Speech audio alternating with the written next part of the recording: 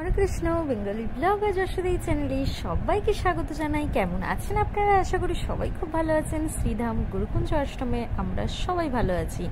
তো আজকে আমি আপনাদের যে ব্লগটি দিচ্ছি এটা হচ্ছে দ্বাদশী দিন একদম সকাল থেকে। তো একাদশী যেহেতু আগের দিন হয়ে গেছে, তো সেই জন্য কিছু ভক্ত দীক্ষা নেওয়ার জন্য দ্বাদশী দিন কিন্তু স্টে করেছে শ্রীধাম গুরুকুঞ্জ আশ্রমে। তো সেই জন্য দীক্ষার অনুষ্ঠান আজকে বলেই তাই এত ভক্তের আগমন। আর এখানে এত ভক্তের ভিড় কেন সেটাই আমি এখন বলি। সেটা হচ্ছে বাবার সাথে দেখা করার জন্য সবাই অপেক্ষা করেছিলেন। তো বাবা অফিসে যেতেই কিন্তু বাবা যখনই প্রান্তশালাতে প্রবেশ করেছেন এমনি সমস্ত ভক্তদের ভিড় জমেছে শুধুমাত্র গুরুদেবের সাথে সাক্ষাৎ করার জন্য। আর অনেকে এমনও ভক্ত রয়েছেন যেনারা সাক্ষাৎ করার জন্য একাদশীর সকাল থেকেই অপেক্ষা করে থাকেন কখন গুরুদেবের সাথে কথা বলবেন। তো সেই সুযোগটা আমাদের গৌরাঙ্গ প্রভু করে দেয়। কারণ কি, যে অনেকের এমন আর্জি থাকে শুধুই বাবার সাথে সাক্ষাৎ করবেন, শুধু। তো আমি মনে করি যদি আপনাদের যাবতীয় দরকার থাকে, কারো কিছু প্রশ্ন থাকে যে গুরুদেবের কাছে আমি এটা জানতে চাই, বা এমনও কিছু থাকে হয়তো বাড়িতে একটা প্রোগ্রামের জন্য কিছু গুরুদেবকে বলবেন, কিংবা চরণ ধোয়ানোর জন্য, যাই হোক না কেন সমস্তটা কিন্তু যদি অফিসে সাক্ষাৎ করে আপনারা বলে থাকেন যে আমরা এটা করতে চাই বা আমরা এটা করব, সেটা কি সম্ভব হবে, তখন কিন্তু গৌরাঙ্গ প্রভু এই সুযোগটা করে দেয়। একসঙ্গে অনেক ভক্ত সমাগম একই সাথে হয়ে গেলে তখন বাবার জরুরি কাজ ফেলে রেখেও ভক্তদের সাক্ষাতের জন্য ছুটে আসে। তো সেই জন্য অফিসে সাক্ষাৎ করে বলে দেওয়াটাই ভালো যে আমি গুরুদেবের সাথে সাক্ষাৎ করতে চাই, কিংবা শ্রদ্ধা করতে চাই, বা চরণ ধোয়াতে চাই, কি প্রশ্ন করতে চাই, সেটা যাই হোক না কেন যে কোনো দরকার আপনারা অফিসে যোগাযোগ করে বলতে পারেন। আচ্ছা, যাই হোক, আজকে যেহেতু দ্বাদশী, আজকে তো ফুচকার একদম অ্যাভেলেবেল, সবাই ফুচকা সেবা করবেন। তো সেই জন্য ফুচকার জন্য এখানে আরেকজন ভাই আমাদের অর্জুন প্রভুকে হেল্প করার জন্য চলে এসেছে। এখানে লঙ্কাগুলোর সব বোখাগুলোকে ছাড়িয়ে দিচ্ছে, আর এখানে আলু মাখানো রেডি হয়ে গেছে, প্রায় রেডি হয়ে গেছে। আর দ্বাদশী দিন ফুচকা সবাই সেবা করে এই কারণে, কারণ একাদশী দিন তো ফুচকা সেবা করা যায় না। তো সেই জন্য দ্বাদশী দিন ফুচকাটা অবশ্যই সেবা করতে হয়, না হলে কিন্তু খালি খালি লাগে। এটাই আমার হয়, এবার আপনাদের হয় নাকি আমি জানি না। কারণ দ্বাদশী, তাই মহাপ্রভুকে দর্শন করতেই তো হবে। তো আপনাদের অবশ্যই আমি আজকে মহাপ্রভুকে দর্শন করাবো।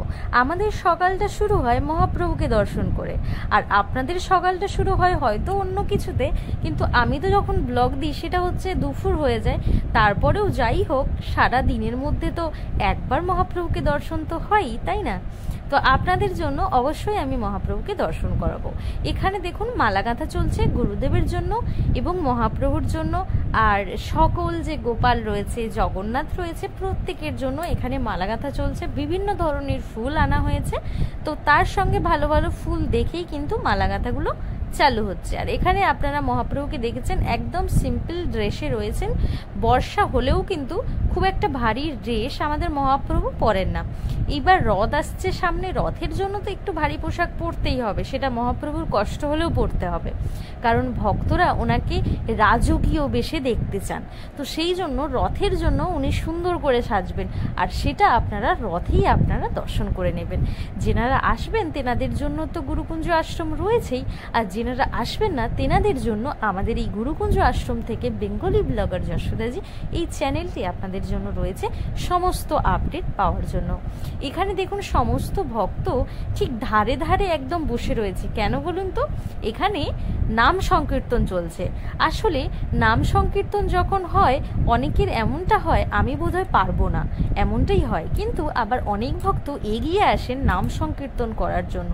আমি বলবো এগিয়ে আসাটাই ভালো, কারণ আপনি তো একা করছেন না, আপনার সাথে 5-6 জন অনেকজন মিলে যখন সঙ্গবদ্ধ কোরাসভাবে হরিনাম সংকীর্তন হচ্ছে, তখন আপনার না পারাটাও কিন্তু একদম স্বাভাবিকভাবে মধুর সুরে পরিণত হবে। তো সেই জন্য একদম ভয় লজ্জা সবটাই বাদ রেখে একসঙ্গে সঙ্গবদ্ধভাবে সাধুর সঙ্গে কীর্তন উচ্চস্বরে করতে হবে, তবেই সেটা ভালো দেখায়। তো এখানে দেখুন আমাদের হরিবাসরের সমস্ত ভক্ত কত কত আনন্দের সহিত একদম বাহু তুলে উচ্চস্বরে কীর্তন করছেন। তো সেটা আপনারা শুনে নিন।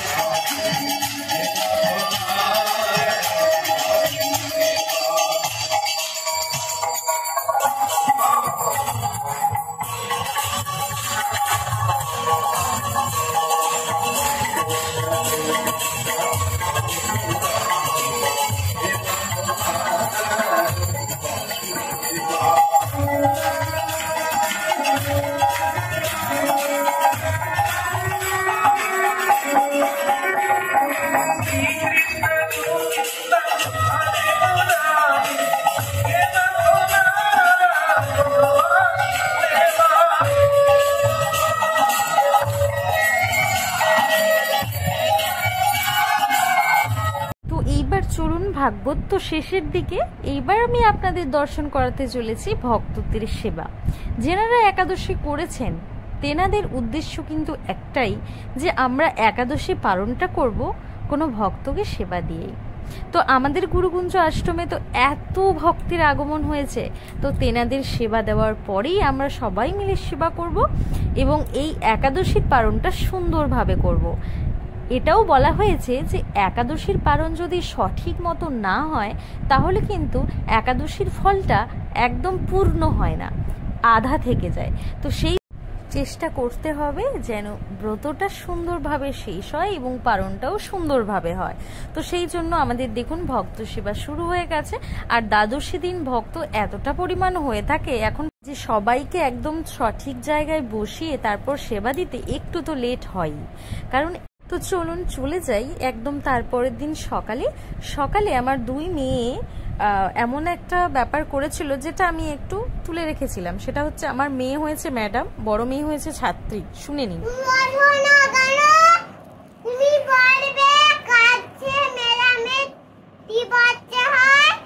গুড মর্নিং ম্যাডাম, বলো।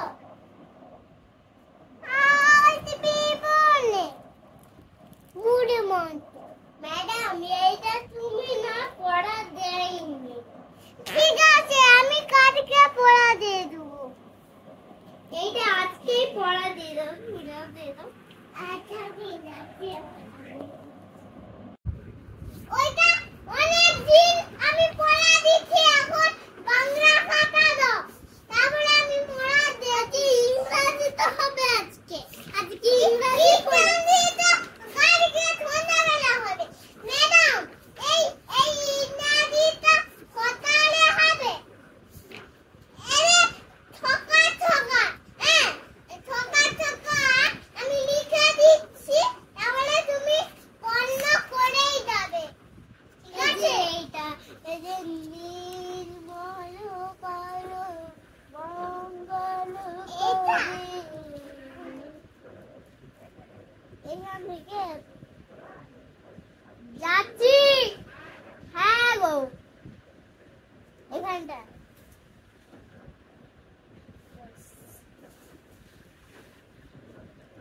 ঠিক আছে।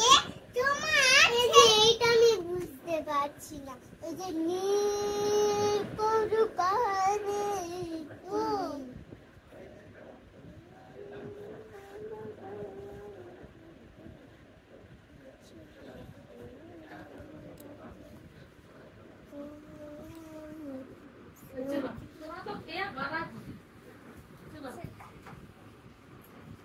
আমি চলে গেলাম শুটিংয়ের কিছু অংশতে, কারণ আমি গানটা যতক্ষণ না পাবলিক করছি তো ততক্ষণ আমি এই শ্যুটগুলো দিতে পারছি না আপনাদের। তো গানটা যেহেতু পাবলিক হয়ে গেছে আর আপনারা অনেক ভালোবাসা দিয়েছেন গানটাতে, আমার জিকে অফিসিয়ালে এই জগন্নাথের সংটা নতুন আমি পাবলিক করেছি। তো সেই গানটাতে প্রচুর ভালোবাসা পেয়েছি, প্রচুর, এতটা ভালোবাসা পাবো আমি আশা করিনি। তো সত্যি আপনাদের এতটা ভালো লাগবে আমি বুঝতে পারিনি। অনেকটা চেষ্টা করেছি, হয়তো আরও বেটার হতো। তো অবশ্যই আগামী দিনে আমি চেষ্টা করব। তো সেই গানের শুটিংটা ঠিক এইভাবেই হয়েছিল। আর যখন শুটিংটা করেছিলাম সকালে তো প্রচুর পরিমাণে বৃষ্টি হয়েছে, আর তারপরেই দেখুন খুব একটা রোদও না আবার খুব একটা মেঘলাও না, এমন একটা ওয়েদারে কিন্তু এই শ্যুটটা হয়েছিল। আর শ্যুটটাতে ক্যামেরা করে দিয়েছিল আমাদের বাবলু ভাই, আর হচ্ছে আমাদের অরবিন্দ আমাকে ডিরেকশন দিয়েছিল যে কেমনভাবে করব না করব। তো সেই জন্য, আর এখানেই যে জগন্নাথের ছবিটা দেখছেন আপনারা কিন্তু যদি ভেবে থাকেন যে ছবিটা আমি আঁকছি, মোটেই না। আমার এতটাও গুণ নেই যে আমি এত সুন্দর করে ছবি আঁকতে পারবো। হ্যাঁ হয়তো পারি, কিন্তু সেটা এতটা ভালো পারি না।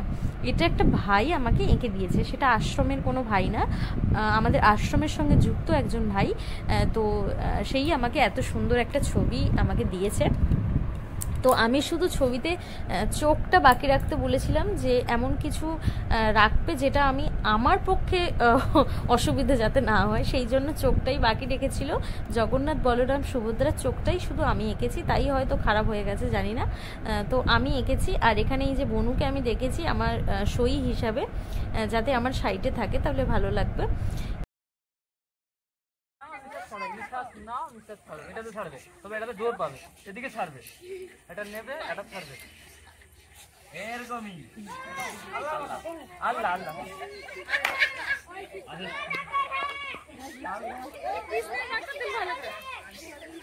আরও অনেক ভিডিও আমি তুলেছিলাম, কিন্তু আপনাদের এত ভিডিও দিলে অনেক বড় হয়ে যাবে, তাই আমি ছোট ছোট করে দেখাচ্ছি।